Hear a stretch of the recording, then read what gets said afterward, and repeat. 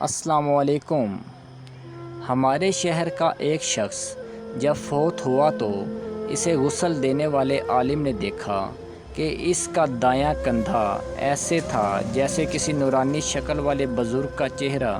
قبر میں اتارتے وقت بھی عالم صاحب نے محسوس کیا اس کے دائیں کندھے میں سے روشنی پھوٹ رہی تھی۔ دفن کے بعد امام صاحب اس مردے کے گھر گئے اور گھر والوں کو ساری کیفیت بتا کر وجہ پوچھی تو ماں نے یہ واقعہ سنایا۔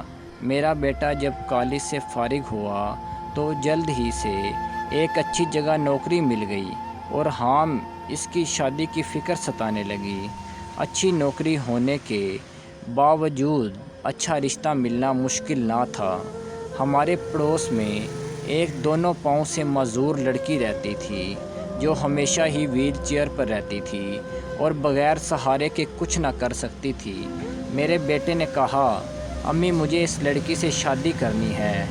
میں نے اور بہنوں نے بہت سمجھایا لیکن وہ نہ مانا۔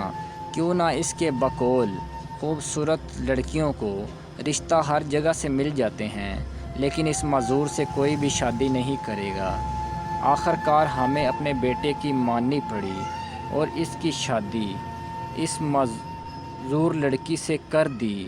وہ ہر روز اپنا ناشتہ بنا کر اپنی بیوی کو کرواتا اور خود بھی کرتا اور دفتر سے واپسی پر بھی سب کچھ خود کرتا۔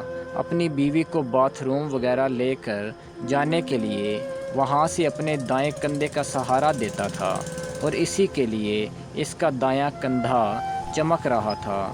کیوں نہ اس نے اپنی زندگی کی تمام آسائشیں اپنی معذور بیوی کے نام کر دی تھی۔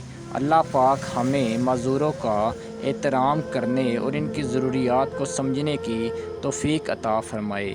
اگر آپ کو میری کہانیاں اچھی لگتی ہیں تو مجھے ضرور اپنی رائے سے آگاہ کیجیے گا اور میرے چینل کو سبسکرائب کیجیے گا۔ اللہ پاک آپ سب کو سلامت اور خوش رکھے۔